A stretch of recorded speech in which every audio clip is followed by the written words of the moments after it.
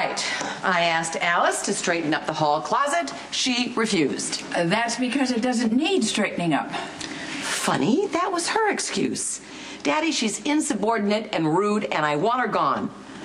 Alice is staying. Daddy, she's a nightmare. I'm sure she feels the same way about you. Monica, whose side are you on? Oh, never ask a question you don't want to hear the answer to. Oh, Maya, I know you don't have to work at the hospital, dear. Why don't you stay and have breakfast with us, and then we can catch up and talk about your future? I'd love to, but I actually have plans. What sort of plans? Who cares? Go. Tracy, I won't allow you to talk to Maya like this. Daddy, she's just the latest in a long line of suck-ups telling this family what they think we want to hear. Oh, Maya, we all know who is the source of this vitriol, So just pay no attention to her. Daddy, she's been playing you since she arrived. Yeah, and you're still pissed because Luke is gone. Oh, good for you. You call her on her true motives. Thank you. Maya, if you have someplace to go, please feel free. Well, whose side are you on? I'm on Maya's. Why would she, or anybody else for that matter, want to stick around this house and hear nothing but abuse from Tracy? Well, then let Tracy leave. I want to talk to my great-granddaughter. Maybe later.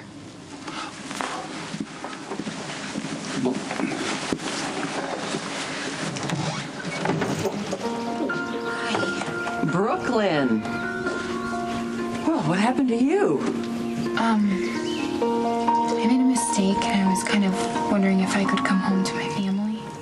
Why the hell would you want to live here by choice? The only reason why I'm here is because I have to be. I made a big mistake. I'll bet. Watch your back. Thanks. Come in, my dear. Thank you. I really don't mean to intrude. I just didn't have anywhere else to go. Well, family is always welcome. I'm going to text Alice and tell her to get a room ready for you. Yeah, but before you get too cozy, what kind of mistake?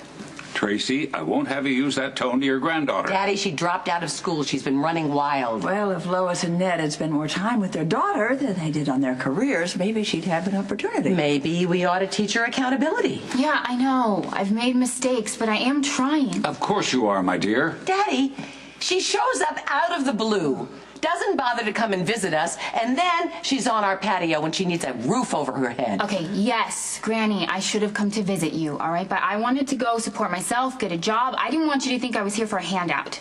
Don't call me Granny. Will you let the girl finish? Look, I had a falling out with Carly. Really? Do tell.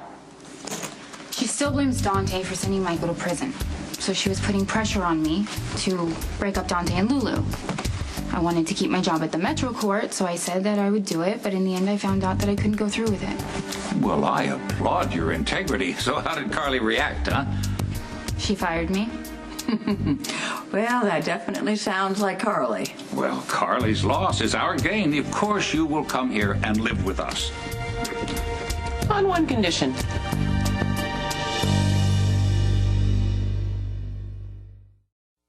You can move back in, provided you go back to school full-time.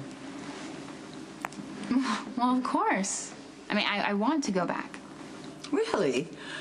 What made you change your mind? Well, dropping out, that was a mistake. Unfortunately, like most of my recent decisions. But I did do the right thing when I told Carly that I couldn't continue with her revenge plot against Dante, and that felt good. So I started thinking, and I don't want to keep making destructive decisions. I really want to make something of myself. Oof. You're going to have to lighten up. I'm getting a cavity. Now, Tracy... Granny, I'm being serious. What about your music career? I'm still going to continue with that, but this is more of like a backup plan. I was thinking of setting business. Monkey business. Okay. If things go the way that I'm hoping they will, one day I will be running a very successful music company. Oh, I think that's a very solid plan. Thank heavens we have a Quartermaine with a lick of sense. Oh, she's a Quartermaine through and through. She can scam and manipulate with the best of us. Now, why is it that my own grandmother is the one who's always looking for the worst in me? Hey, what are you doing here? Aren't you tired of being overworked and underpaid for the week? Yeah, well, I had to get away from the Quartermaines. So, how's Johnny Sakara doing? Any change in his condition? Yeah, he just woke up. Oh, great. I'll go check on him. All right. Honey? Honey, are you okay? Wait, He looks like maybe he's getting faint or something. His heartbeat's good. BP slightly elevated. okay, I'm sorry. Robin said that he should take it easy. I'm sorry, I didn't mean to get him agitated. No, everything's fine. Faintness is normal when waking from surgery, so. Thank you, honey. Okay. Leave you guys alone. You have always hated me because you hate my mother. We're not talking about your mother. We're talking about you. And actually, there's hope. You're smart. You might make something of yourself. But you're a manipulator. You've got my father fooled. You do not have me fooled. I'm telling the truth. Of course you are, my dear. Don't worry about Tracy. She has been bitter and resentful ever since her marriage to Luke turned out to be a scam after he bilked her out of millions. The subject of Luke Spencer is forbidden in this house. This is my house, and you can't dictate. You hate Luke! And ever since he's been gone, your mood has gotten fouler by the second, and I, for one, have had it up to here. Oh, Monica, thank you for the support. You're so upset. Why don't you pack your bags and go after her? Why don't you pack my bag? Never mind. I'll have Alice pack your bags. Thank you. You're welcome, dear. You know, when you've been around here as long as I have, you learn, you pick up a few tricks. Sure. I can manage this family. Well, you're definitely the sweetest one. Very sweet, and unfortunately, Tracy's poison, and Monica, she's not my greatest fan, so... Well, she'll come around. But Alice hasn't answered this blamed text. I'm going to see if she has your room ready. Thank you.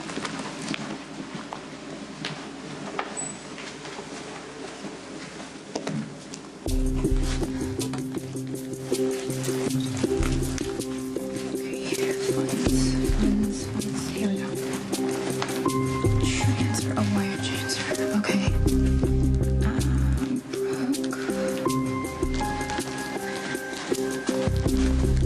Gotcha. Look, I was just... I know exactly what you were about to do. And you are so busted.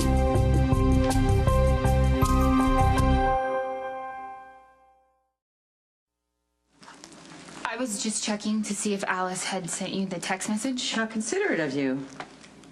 Oh, Daddy. Daddy, did you know you were about to transfer $50,000 into Brook Lynn's account? Well, I don't know whether to be proud or disappointed. Well, Tracy was right. You are one hell of a scammer. Of course, the money can be yours, dear, providing that you return to college and you keep up your grades, you live here with us, and keep your hands off my cell phone. No, thank you, but I don't need the money that bad. So. Gee, I wonder whose doorstep you're going to darken now. Guess I'll just figure it out. Well, our door will always be open, honey. No fool like an old fool. How's our miracle patient? Well, the elephant on my chest is now an engine block. Yeah. I'm really glad you pulled through. You did a lot for me. Thank you. Well, Dr. Weber was the one who saved your life. I'm grateful to everybody. Well, don't get up and do a victory dance quite yet. You need to save your strength for the people who'll be lined up waiting to find out what happened when you were shot. What have they got so far? Sonny swore it was self-defense, but the police say you weren't armed. That he just walked up and shot you.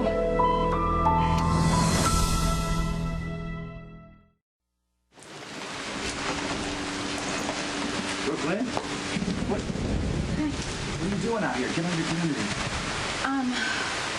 I just walked from the Quartermaines. What? Why? It's a long story, but I don't really have anywhere to go. I thought maybe I would get him in at Kelly's. No, I have a better idea. Come on, let's go. I got it. You're awake. I have some questions about the shooting. Keep it brief, please. Okay, Johnny is still in critical condition and can't afford to get upset. I'll do my best.